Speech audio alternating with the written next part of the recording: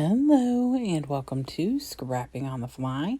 My name is Kristen and I am here with Off the Board with Pineapple Papers, where we pull a pin off of our Pinterest board and use it for inspiration.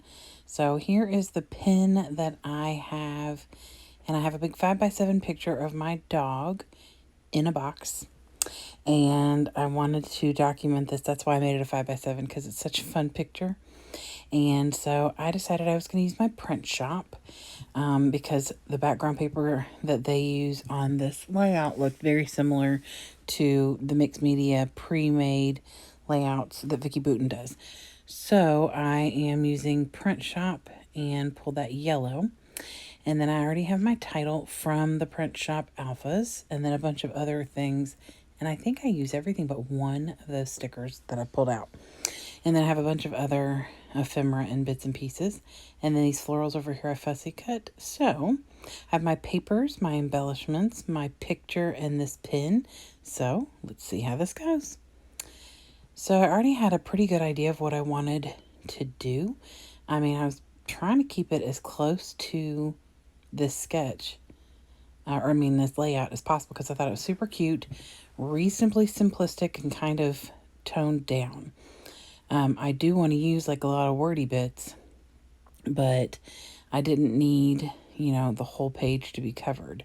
And when you use these mixed media pages or, create your own mixed media, it helps you not have that white space, which I struggle with. And it just makes life a lot easier, especially when you're packing and a lot of your mixed media is already packed up and hard to get to. So this is for day 12. I just randomly picked something from my Pinterest board. For the majority or about half of this month, I have at least 2 pictures on each layout, and they are vertical and horizontal because I had a bunch of like layouts that had 2 pictures that went in different directions and not a lot of ideas except for like the typical L shape and things like that.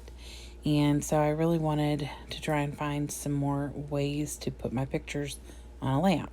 But I didn't want the whole month to be just that.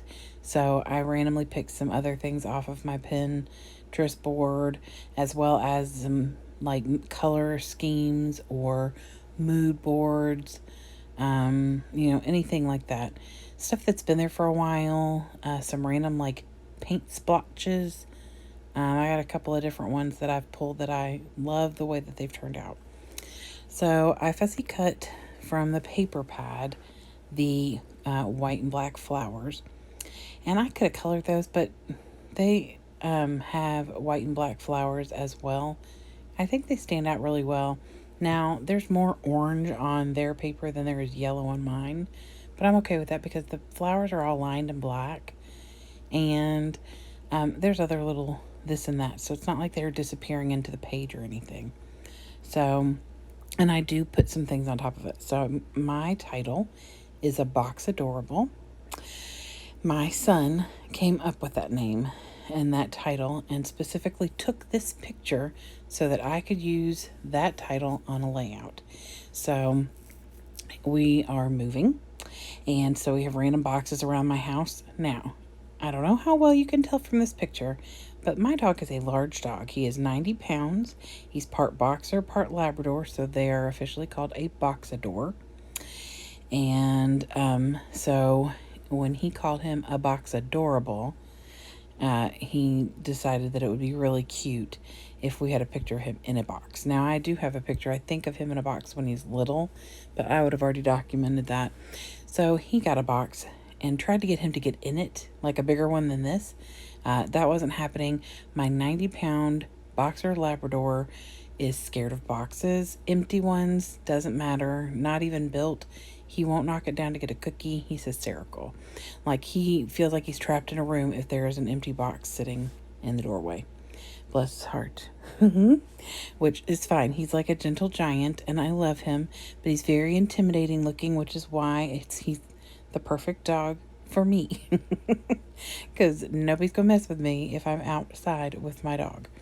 So anyway, we came home one day after this thought popped into his head. And my son figured it out, put a box on him. It's almost on him like a dang necklace. And of course he like was goofing around with it. So we got this picture, and so I printed it large. I had to lighten it a little. It got kind of dark, so I printed it in a 5x7 and decided that I would just make it this big feature and use the word Aboxadorable.